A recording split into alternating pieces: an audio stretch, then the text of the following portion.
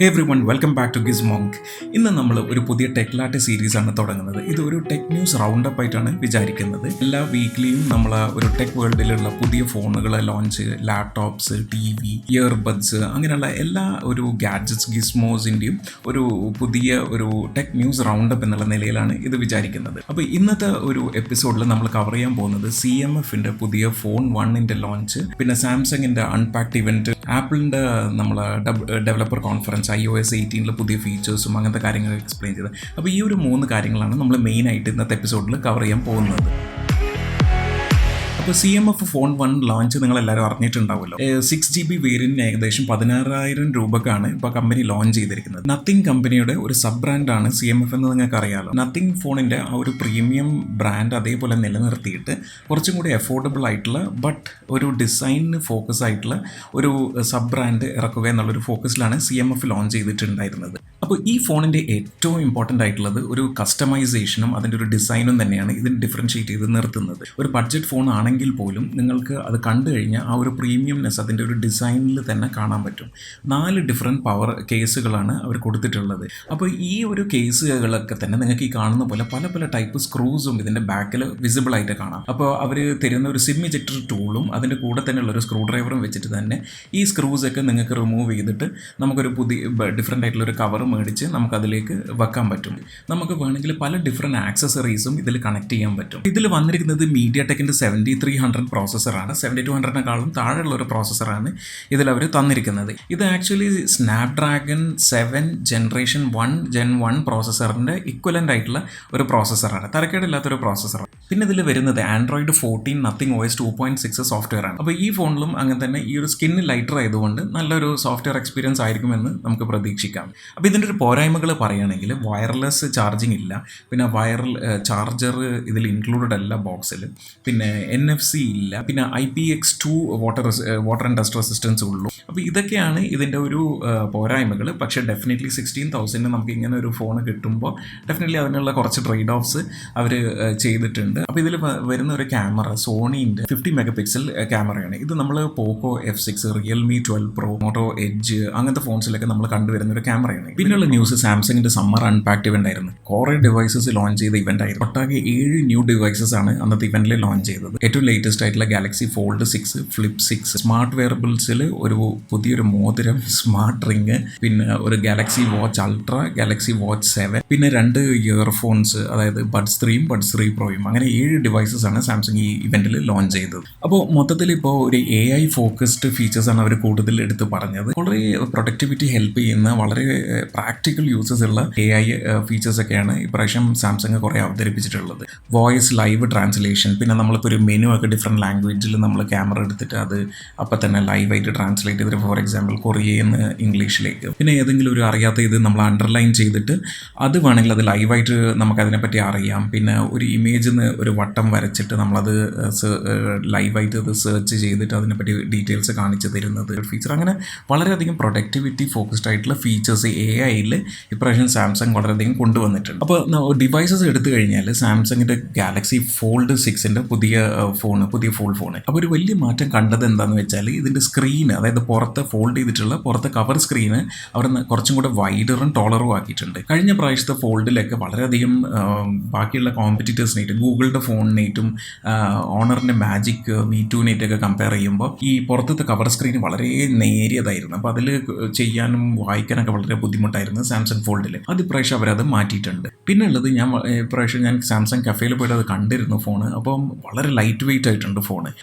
ശരിക്കും പിടിക്കുമ്പോൾ തന്നെ ഒരു പ്ലാസ്റ്റിക് ഫോണൊക്കെ ഒരു പിടിക്കുന്ന ഒരു ഫീലായിരുന്നു. പക്ഷേ നല്ല ക്വാളിറ്റിയും നല്ല റഗഡ്നെസ്സും ഒക്കെ ഫീൽ ചെയ്യുന്നുണ്ടായിരുന്നു. പിന്നെ ഇപ്പോൾ സ്നാപ്ഡ്രാഗണിൻ്റെ ജനറേഷൻ 8 ലേറ്റസ്റ്റ് പ്രോസസ്സറും ഒക്കെയാണ് ഫോൾഡിൽ കൊണ്ടുവന്നിട്ടുള്ളത്. പിന്നുള്ളത് ഒരു നമ്മൾ തുറന്നു കഴിഞ്ഞാൽ ഈ ആഴത്തിലുള്ള ക്രീസ് ഉണ്ടല്ലോ നടുവിലുള്ള ഫോൾഡ് സ്ക്രീനിൻ്റെ, അത് ഇപ്പോഴും വളരെയധികം ഒന്നും കുറഞ്ഞിട്ടില്ല. ഇപ്പോൾ മാജിക്കും ഓപ്പോൻ്റെ ഫൈൻഡ് ഫോൾഡ് ഫോൺസ് ഒക്കെ എടുത്തു കഴിഞ്ഞാൽ അത്രയൊന്നും ക്രീസ് ഇപ്പോഴും സാംസങ് അതിൽ കുറച്ചിട്ടില്ല.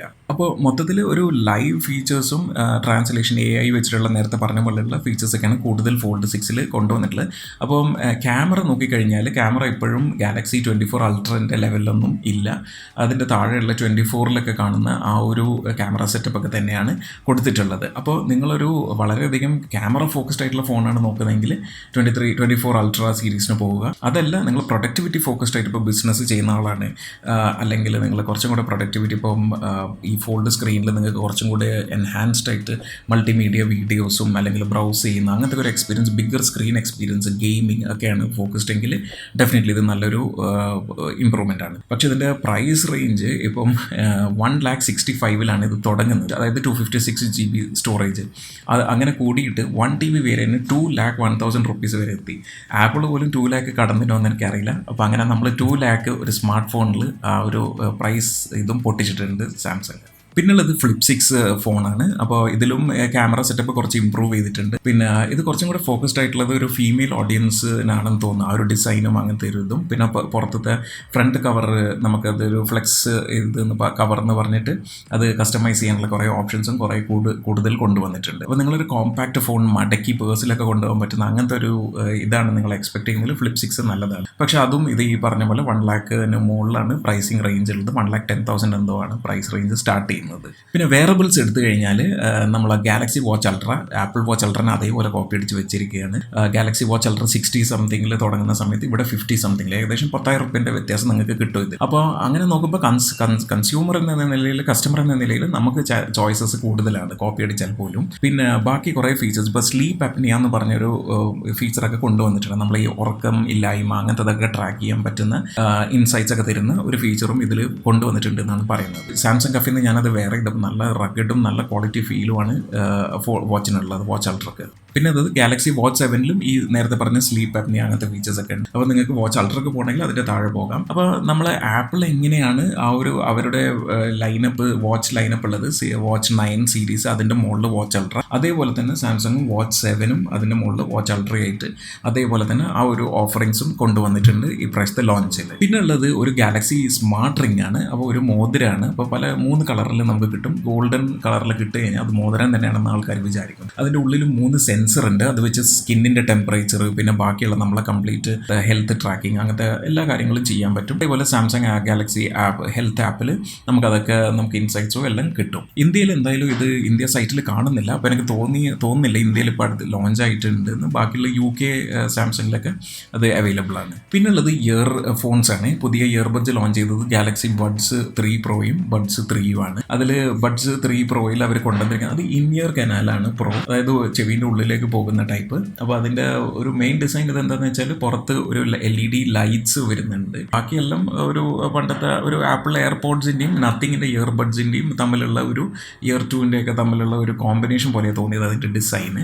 പിന്നെ കുറച്ച് എർഗോണമിക് അല്ല, ആപ്പിൾ എയർപോഡ്സ് ഒക്കെ പിടിക്കുന്ന ഒരു റൗണ്ടഡ് എഡ്ജസ് അല്ല, എല്ലാം കുറച്ച് ഷാർപ്പായിട്ടാണ് എനിക്ക് ഫീൽ ചെയ്തത്. പിന്നെ ഇയർ കനാൽ, നോയ്സ് ക്യാൻസലേഷൻ അങ്ങനത്തെ എല്ലാ ഫീച്ചേഴ്സും നമ്മൾ എക്സ്പെക്ട് ചെയ്യുന്ന എല്ലാ ഫീച്ചേഴ്സും ബഡ്സ് 3 പ്രോയിലുണ്ട്. പിന്നെ ഉള്ളത് ബഡ്സ് 3 എന്ന് പറഞ്ഞാൽ കുറച്ചും കൂടെ താഴെയുള്ള മോഡലാണ്. ഈ ബഡ്സ് 3 പ്രോക്ക് 20,000 ഉണ്ട്, ബഡ്സ് 3ക്ക് 15,000 ആണ് ലോഞ്ച് ചെയ്തിരിക്കുന്നത്. അതിൽ ഓപ്പൺ ഇയർ ആണ് എന്ന് വെച്ചാൽ ബോസ് നമ്മൾ കഴിഞ്ഞ പ്രാവശ്യം റിവ്യൂ ചെയ്ത് പുറത്തായിട്ടുള്ള ഓപ്പൺ ഇയർ അങ്ങനത്തെ ടൈപ്പ് അല്ല, പക്ഷേ ഇൻ ഇയർ ഉള്ളിൽ പോകില്ല. പണ്ടത്തെ നമ്മൾ പാനസോണിക്കിൻ്റെയും സോണിൻ്റെ ഒക്കെ ഹെഡ്ഫോൺസിൽ വാക്ക്മാൻ്റെ എങ്ങനെ വെക്കുന്ന ആ ഒരു ടൈപ്പ് ഒരു അഡ്വാൻസ്ഡ് പുതിയൊരു മോഡലാണ്. അഡാപ്റ്റീവ് നോയ്സ് ക്യാൻസലേഷനും ഒക്കെ അതിലും ഉണ്ട്. അറൗണ്ട് 15,000 ആണ്. അപ്പോൾ ബഡ്സിൽ കുറച്ചും കൂടെ ഓപ്ഷൻസ് ഇപ്പം സാംസങ് ഈ ഒരു ലോഞ്ചോട് കൂടി കൂടുതൽ കൊണ്ടുവന്നിട്ടുണ്ട്. പിന്നെ കഴിഞ്ഞ ആഴ്ചകളിൽ കടന്നു പോയ ഒരു ലേറ്റസ്റ്റ് ആയിട്ടുള്ള ഒരു ന്യൂസ് ആപ്പിളിൻ്റെ iOS 18 വരുന്ന ഒരു മേജർ അപ്ഡേറ്റ്സും ഫീച്ചേഴ്സുമാണ്.